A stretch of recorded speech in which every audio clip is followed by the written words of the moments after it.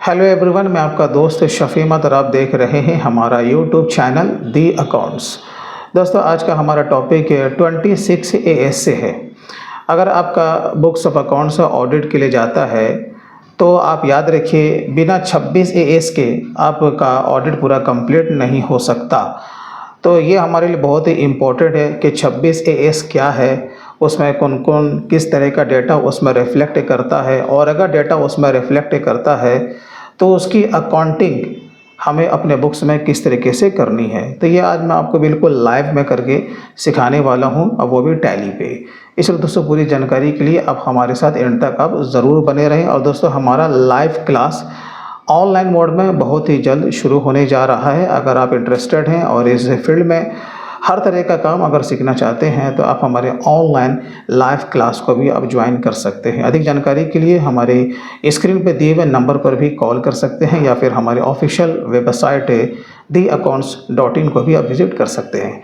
तो चलिए दोस्तों, आज का वीडियो हम लोग शुरू करते हैं कि 26 AS क्या होता है। बहुत इसका सिंपल सा आंसर है, अगर आपका TDS का डिडक्शन हुआ है, यानी कि आपने कहीं पर सर्विस दिया या आपने कहीं पे माल बेचा है, तो सामने वाला वो आपको पेमेंट करता है, लेकिन वो पेमेंट काट के पेमेंट करता है। तो क्या चीज़ का वो पैसा काटता है? वो TDS, जिसका फुल फॉर्म होता है टैक्स डिडक्टेड एट सोर्स।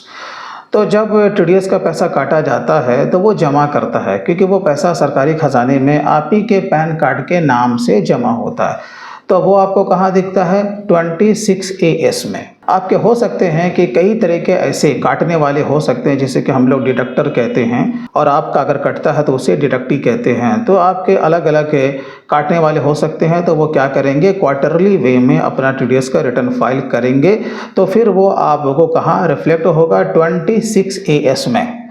देखा ये जाता है कि लोगों को पता ही नहीं रहता है कि कहाँ कहाँ हमारा TDS का डिडक्शन हुआ है, उसकी अकाउंटिंग छूट जाती है। लेकिन जब हमारा बैलेंस शीट फाइनलाइज होने के लिए जाता है तो हमारे जो भी CA साहब होते हैं वो दो रिपोर्ट को तो ऑब्वियसली देखते हैं। एक आपका हो गया 26 AS और एक आपका हो गया AIS, राइट।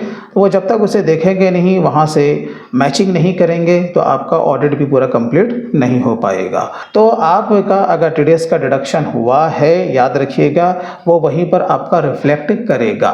दूसरा चीज़ उसमें क्या होता है कि TCS, tax collected at source. अब आप का किसी ने अगर TCS जोड़ के लिया है तो वो भी तो आप ही का पैसा है ना भाई।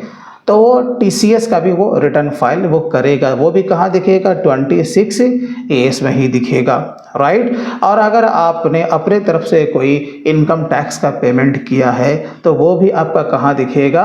26 AS में ही दिखेगा, जिसे हम लोग एडवांस टैक्स कहते हैं। तो 100 बात की एक बात, 26 AS जो बात करता है वो TDS प्लस TCS का, या तो आपका कोई काट के जमा करे या जोड़ के ले ले, यानी कि TCS, या आप खुद से अपना इनकम टैक्स आप जमा करो, राइट।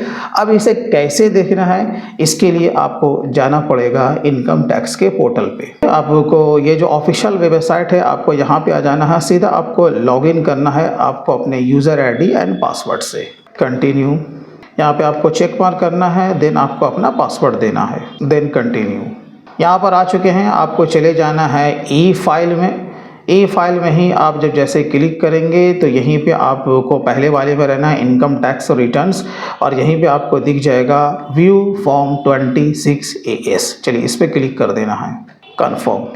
ये आपको TDS ट्रेस वाले वेबसाइट पे लेकर के जाएगा। आप यहाँ पर आप देख सकते हो कि ये इसका ऑफिशियल वेबसाइट है। TDS का मामला यहीं पे होता है, प्लस TCS का मामला भी, राइट। तो यहाँ पे आपको एग्री पे क्लिक करना है, देन प्रोसीड। यहाँ पर पहला वाला ऑप्शन है आपका दिया हुआ है व्यू टैक्स क्रेडिट, इस पर आपको क्लिक करना है।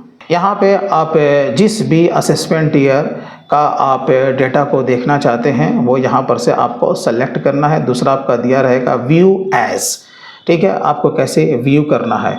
तो जैसे कि मुझे आपको डेमो देना है, तो मैं यहाँ पर से जैसे कि 23-24 में ले रहा हूँ, ताकि उसमें डेटा कुछ हमारा है। और व्यू एज जो हम लोग करेंगे वो HTML, तो हमारा स्क्रीन के सामने ही वो डिस्प्ले हो जाएगा, राइट। और यहाँ पे आपका व्यू या डाउनलोड का ऑप्शन दिया हुआ है, इस पर आपको क्लिक कर देना है। जैसे हम लोग यहाँ पर नीचे आते हैं तो यहाँ पर साफ तौर पे क्या लिखा हुआ है? पार्ट जैसे कि ये आपका 1 है, details of tax deducted at source. तो जो भी आपका डिडक्टर रहेगा, जिसने भी आपका टीडीएस काटा, उसका नाम रहेगा, नेम ऑफ डिडक्टर, यहाँ पर सामने वाले का 10 नंबर रहेगा, राइट। और जब यहाँ पर देखेंगे आपका दिया हुआ है कि हाँ टोटल अमाउंट पेड क्रेडिटेड, यानी कि कितना अमाउंट को उसने अपने बुक्स ऑफ अकाउंट्स में क्रेडिट किया। ये पेमेंट वाला अमाउंट नहीं, एक क्रेडिट वाला अमाउंट है, ठीक। और इसके ऊपर कितना टीडीएस का डिडक्शन हुआ है। बहुत लोगों को ये भी समझ में नहीं आता है कि कौन से अमाउंट को हमें अपने बुक्स में बुकिंग करनी है, ठीक है।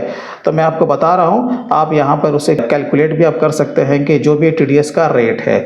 तो यहाँ पर जो भी सेक्शन लगाया है उसके हिसाब से 10% का है। तो यहाँ पर देखो 1,93,037 रुपये का जब आप निकालोगे 10% तो उतना ही टीडीएस निकलेगा। तो ठीक है, टोटल टैक्स इतना काटा और उसने इतना डिपॉजिट कर दिया। तो ये रिफ्लेक्ट हो रहा है ना, तो ये हमारे अकाउंट से भी मैचिंग करना चाहिए। अगर ये छूट जाएगा तो मैंने कहा कि अकाउंट सबका फाइनलाइज होगा ही नहीं, इसकी एंट्री आपको अपने बुक्स में पास करनी होगी।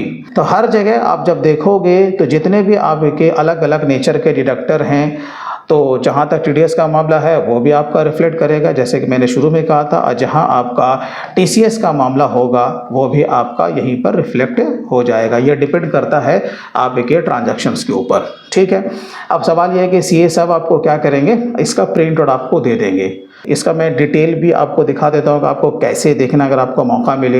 यहाँ पे आना है, ये प्लस पे आपको क्लिक करना है, तो ये सारा आपको डिटेल आ जाएगा। अब इसे भी समझिए, ठीक है। अब जब इसे आप यहाँ पर देखोगे तो यहाँ पर आपका ये ट्रांजैक्शन डेट दिया हुआ है और एक तरफ आपका बुकिंग डेट दिया हुआ है। तो आपको जो एंट्री लेनी है ना, इससे लेनी है, ट्रांजैक्शन डेट से, ठीक है।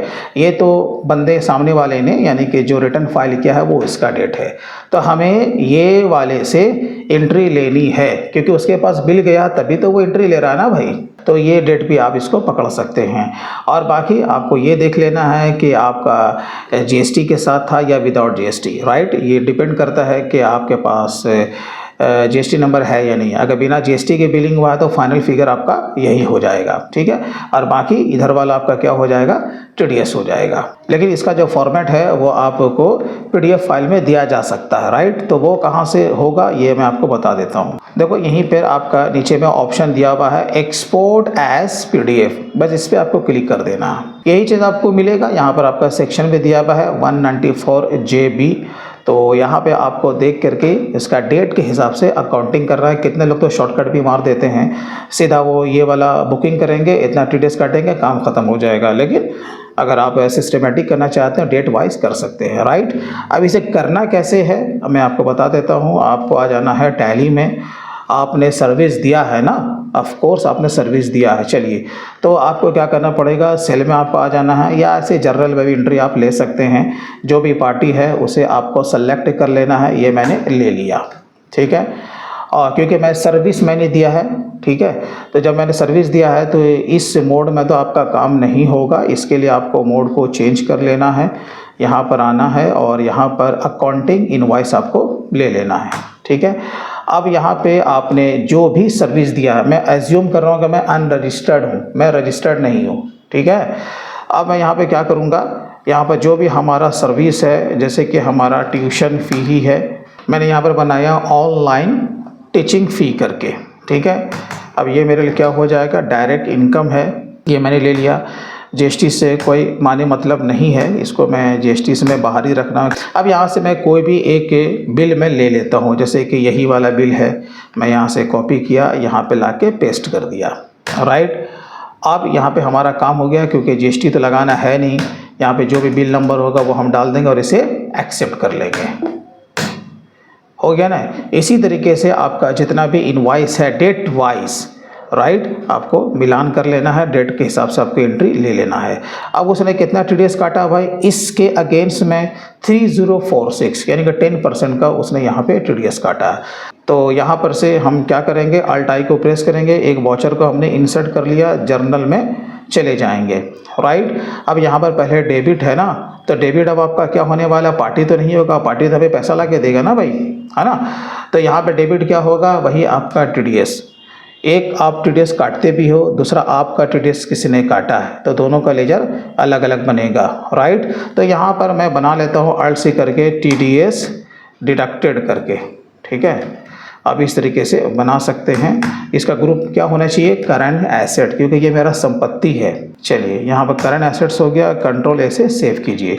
जो भी फिगर यहाँ पे दिया हुआ है 3046 1 बाय 1 करके कर रहा हूँ। अब बात है क्रेडिट का, तो क्रेडिट कौन होगा, अरे भाई यही होगा ना जो काटने वाला भाई साहब, ठीक है। अब यहाँ पे अगेंस्ट, अगर बिल टू बिल काम कर रहे हैं तो कौन से बिल के अगेंस्ट में काटा है, तो ये वाले बिल के अगेंस्ट में, ठीक है। बस इतना आ जाना। और यहाँ पर आपको नरेशन भी सही से लिखना है कि being TDS deducted at the rate of 10% on amount, जो कि आपका फिगर था 30,462 रुपया, ठीक है। इस तरीके से आपको अपने बुक्स ऑफ अकाउंट्स में सारे का एंट्री ले लेना है, राइट। आई होप कि आपको वीडियो अच्छा लगा होगा। दोस्तों वीडियो अच्छा लगा तो कम से कम अभी से लाइक ज़रूर कीजिए, और अभी तक अगर आपने हमारे चैनल को सब्सक्राइब नहीं किया तो प्लीज़ कर लें। तो चलिए दोस्तों, फिर मिलते हैं किसी दिन किसी और नए दूसरे टॉपिक के साथ। तब तक take care and bye bye.